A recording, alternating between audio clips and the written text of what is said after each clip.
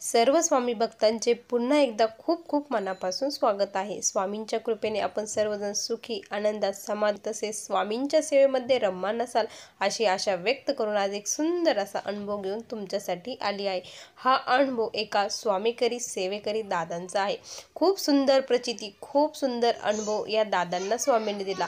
जेव्हापासून स्वामी या दादांच्या आयुष्यात आले तेव्हापासून त्या दादांचं जीवन हे पूर्णपणे बदलून गेलं आहे। स्वामींचा ह्यो साक्षात्कार बघून आज प्रत्येक जण हा थक्क होणार आहे। ज्यावेळेस मी हा अनुभव ऐकला त्यावेळेस माझ्या अंगावरती शहारे उभे राहिले आणि डोळ्यातून नकळतपणे पाणी वाहू लागले, कारण आपल्या स्वामींची प्रचिती ही खूप आगाध आहे। स्वामींचे सारखे नाव जरी घेतले तरी स्वामी किती मोठी साथ देतात, किती मोठ्या संकटातून कशा प्रकारे बाहेर काढतात या अनुभवातून आपल्याला कळणार आहे। त्यामुळे हा अनुभव अगदी शेवटपर्यंत प्रत्येकाने बघा। चला तर मग हा अनुभव सुरुवात करूया। तत्पूर्वी तुम्ही जर चॅनलवर नवीन असाल तर सबस्क्राईब करायला विसरू नका, कारण असेच रोज स्वामींचे नवीन नवीन अनुभव या चॅनलवरती येत असतात आणि ज्यांना कुणाला अनुभव शेअर करायचा असेल त्यांनी याबरोबरती आपला अनुभव शेअर करावा। दादांच्या शब्दात अनुभवाला सुरुवात करते। दादा म्हणतात, सर्वप्रथम सर्वांना श्री स्वामी समर्थ महाराजांच्या चरणी त्रिवार वंदन। आज मी मला आलेला माझ्या जीवनातील सर्वात मोठा अनुभव सांगणार आहे। या अनुभवातूनच मला स्वामी मिळाले आणि स्वामींचे माझ्या जीवनामध्ये हे आगमन झाले।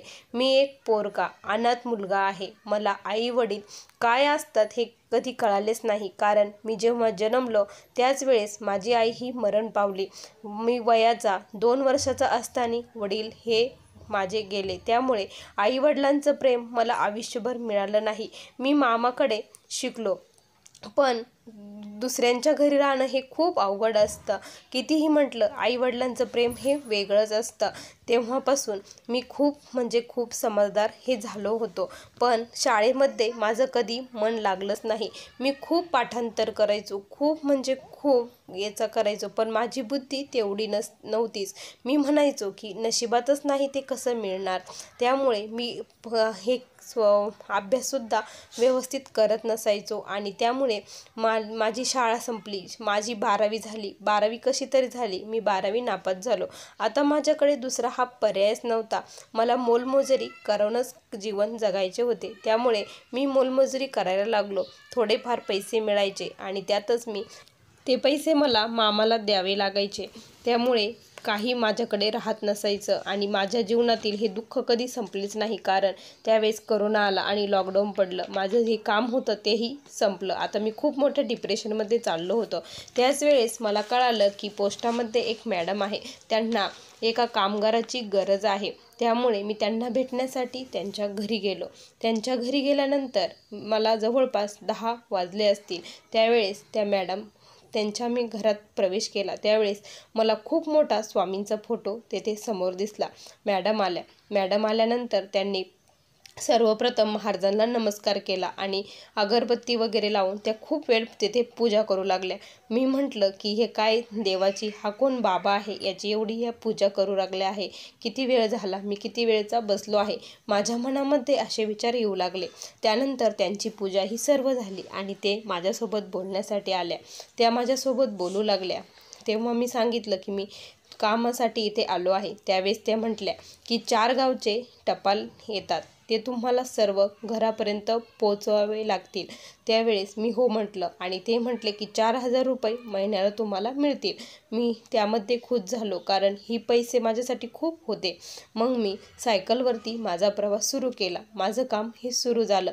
मी रोज यायचो आणि रोज त्या मॅडमची अशीच पूजा ही चालू असायची। ते रोज स्वामींची पूजा करूनच मग कामाला सुरुवात करायच्या। त्यामुळे एक दिवस काय झालं ना की असेच खूप महत्त्वाचे टपाल द्यायचे होते आणि गाव हे खूप लांब होतं, त्यामुळे मला सकाळी पहाटे लवकरच निघायचं होतं आणि मग मी टपाल वगैरे घेऊन सायकलवरती माझा प्रवास सुरू केला। मी गावात पोचलो। टपाल वाटता मला खूप उशीर झाला। खूप काही दिवसभर मी दमून गेलो होतो आणि मी गावाकडे निघण्यासाठी निघालो। मला आता रात्रही झाली होती, जवळपास रात्रीचे आता 10 वाजले होते। माझा प्रवास सुरूच होता, दमही लागला होता, अजिबात अंगामध्ये हे शक्ती राहिली नव्हती की पुढे चालावे म्हणून, चढाचा रस्ता होता. आज मी एकटाच होतो. सुनसान वाट चालू होती. मनामध्ये भीती वाटत होती. त्यावेळेस चालता चालता काय झालं, अचानक माझ्या अंगामध्ये शक्तीच राहिली नाही आणि मी खाली पडलो. चक्कर आले आणि माझ्या पूर्ण अंगाला घाम आला आणि माझ्या हाताला थोडीशी जखम झाली आणि रक्त निघालं. ज्यावेळेस असं वाटत होतं कोणीतरी आपल्याकडे येत आहे. इथे खूप भीती आहे, भयानक रस्ता आहे, इथे खूप जण मरण पावतात असंही ऐकलं होतं. पण ह्या रस्त्याला आपण आलो, आपल्या चुकीमुळं आलो हे मला कळत होतं. त्यावेळेस काय झालं ना की अचानक झुडपामधून आवाज आला आणि काहीतरी सळसळ गेल्यासारखं वाटलं. त्यावेळेस खूप भीती वाटली आणि पुढे जाण्यासाठी मला आता उभे राहावं लागणार होतं. मनात खूप भीती वाटत होती. आज आपण येथे मरणार आहे असं वाटत होतं. त्यावेळेस काय झालं ना की अचानक कोणीतरी आपल्याकडे येत असल्याचा भास झाला. मला वाटलं की मला खूप भीती वाटत आहे, त्यामुळे असं काही घडत आहे. कोणीतरी अदृश्य शक्ती माझ्याकडे येत आहे आणि हसण्याचा, किंचाळण्याचा आवाज येत आहे. तो येत नाही आहे, उठत नाही आहे. आपण त्याच्याकडे जायचं का? एक नाही तर खूप सारे लोक होते असं मला वाटत होतं. त्यावेळेस खूप म्हणजे खूप मी घाबरलो होतो. आता काय करावं काही एक कळत नव्हतं. कुठेही जाण्याचा मार्ग सापडत नव्हता. त्यावेळेस काहीच मार्ग मला सापडत नव्हता. त्यावेळेस मी पुढे जाण्यासाठी निघालो. त्यावेळेस जेव्हा मी पुढे जाऊ लागलो त्यावेळेस ती शक्ती माझ्याकडे जोरामध्ये येऊ लागली. गावाचा रस्ता मला काही केल्या सापडत नव्हता. जसं जसं पुढे जात होतो तसं तसं भयानक काहीतरी घडत आहे असं मला वाटत होतं. त्यावेळेस काय झालं, मी खूप म्हणजे खूप घाबरलो होतं. मला विजाही चमकत होत्या. विजांच्या चमकण्यामध्ये एक आवाज आला, का बरं घाबरतो, पुढे चल. हा आवाज प्रेमळ होता, मंजूळ होता, मायेचा होता. कोणीतरी आधार देण्यासाठी आपल्याला आलं आहे असं वाटत होतं. मी पटदिशी मागे वळून बघितलं तर मला कोणी दिसेना. तर जेव्हा वीज चमकली त्यावेळेस त्या विजेमध्ये एक उंच असे बाबा, भगवी लंगोट घातलेले बाबा होते. हातामध्ये काठी होती. त्यावेळेस बाबा बोलले, कशाला घाबरतो, मुखामध्ये माझं नाव घे आणि चल. श्री स्वामी समर्थ माहीत आहे ना, तर चल. असं जेव्हा ते म्हटले त्यावेळेस असं वाटलं की नाही, कोणीतरी शक्ती आपल्या पाठीशी आहे. आता आपल्याला घाबरण्याची गरज नाही. त्यावेळेस मी पुढे चालू लागलो आणि जे अदृश्य शक्ती माझ्याकडे येण्याचा प्रयत्न करत होती ती मागे मागे सरकू लागली. जसे मी पुढे जायचो तसं ती मागे सरकत होती. असंच चालू होतं. मी अधूनमधून मागे वळून बघायचो की ते बाबा माझ्यासोबत आहेत का. त्यावेळेस ते बाबा दिसायचे, छबी दिसायची त्यांची आणि विजाही खूप जोरात कडकडू लागल्या होत्या. असंच माझा प्रवास हा सुरू होता. ज्यावेळेस गावची हद्द आली त्यावेळेस ती अदृश्य शक्ती माझ्यावरती धाव घेण्यासाठी पुढे आली. ज्यावेळेस ती धाव घेण्यासाठी पुढे आलो मी मोठ्याने किंचाळलो, श्री स्वामी समर्थ. त्यावेळेस काय झालं, तिथेच त्याची राग झाली आणि ती अदृश्य शक्ती माझ्यापासून लांब गेली आणि गावाच्याच वेशीवरती महाराजांचं खूप मोठं मंदिर होतं. तेथे महाराजांचा दिवा हा तेवत होता. मंदिराचा दरवाजा बंद होता पण गेटमधून दिवा हा दिसत होता. स्वामींचा फोटो खूप स्पष्टपणे दिसत होता.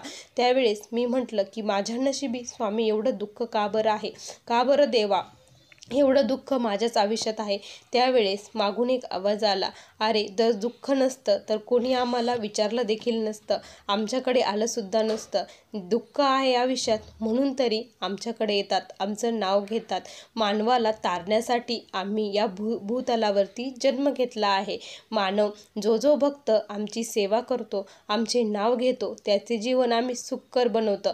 पण मनुष्याचा जन्म ज्याच्यासाठी झाला आहे, ज्याला ते मोक्ष प्राप्ती करायची आहे, त्यासाठी आम्ही त्याची साथ देत असतो आणि भक्ताला त्या मार्गापर्यंत घेऊन जात असतो. हे आमचं काम आहे. त्यावेळेस कळालं, माझं उत्तर मला मिळालं. त्या दिवसापासून मी स्वामींना मानू लागलो आणि तेथे मी स्वामींपुढे नतमस्तक झालो. स्वामींना खूप मनापासून मुजरा केला. स्वामींच्या पाया पडलो आणि मी घरी गेलो. घरी गेल्यानंतर दुसऱ्या दिवशी सकाळी उठलो आणि मी ऑफिसला गेलो.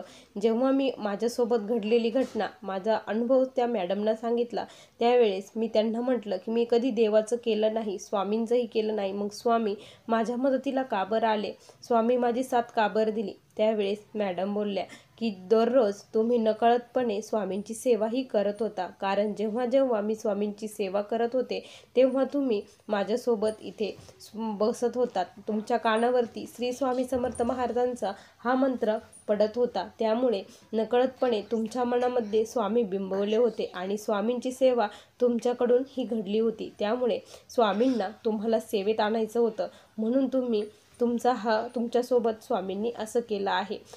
तेव्हापासून मी स्वामींना मानू लागलो आणि थोड्या दिवसामध्ये काय झालं ना की पोस्टाचे फॉर्म सुटणार होते. मॅडमनी मला सांगितलं आणि माझ्या बेसवरती एक फॉर्म सुटला. मी तो फॉर्म भरला आणि मॅडमनी सांगितल्याप्रमाणे अभ्यासही केला आणि स्वामींची सेवाही चालू होती. स्वामींपुढे नतमस्तक हे होतो. मी दर गुरुवारी मठामध्ये जाऊन स्वामींची आरती करायचो आणि काम करता करता श्री स्वामी समर्थ या मंत्राचा जप चालू असायचा. अशी माझी ही सेवा होती. मी फार काही करत होतो असं नाही, एवढीच सेवा मी करत असायचो. अभ्यासही करत होतो. लक्षात हे राहत नव्हतं, पण स्वामींवरती विश्वास होता आणि अभ्यास केला, पेपर दिले आणि त्या पेपरमध्ये माझे सिलेक्शन झाले. जेव्हापासून स्वामी आयुष्यात आले तेव्हापासून माझं पूर्ण जीवन बदलून गेलं. मी सरकारी नोकरीलाही लागलो. माझे सर्व जीवन बदलले आणि मी खूप सुखी आहे. स्वामी भक्तांनो, खरंच स्वामींची सेवा केलेली कधीही वाया जात नाही. स्वामींचं नाव घेतलेलं खरंच वाया जात नाही. प्रत्येकाने स्वामींची सेवा करा. एक दिवस नक्की तुम्हालाही असाच मेवा मिळणार आहे. श्रद्धा, भाव, विश्वास हा खूप महत्त्वाचा आहे. स्वामी आई ही खूप प्रेमळ आहे. भक्तांच्या पाठीशी सदैव उभी राहते. जेव्हा तुम्हाला अनुभव येत नाही, जेव्हा तुमची इच्छा पूर्ण होत नाही, तेव्हा स्वामींवरती विश्वास ठेवा, कारण स्वामी तुमच्यासाठी खूप काही चांगलं करणार आहे. तुम्ही जी काही सेवा केली आहे त्याचं व्याजासकट स्वामी तुम्हाला परत देणार आहे. हा विश्वासाने सेवा करत राहा. मला आलेला असा हा अनुभव होता. श्री स्वामी समर्थ. बघा स्वामी भक्तांनो, किती सुंदर अनुभव या दादांना स्वामींनी दिला. खरंच खूप हृदय हेलावून टाकणारा अनुभव आहे.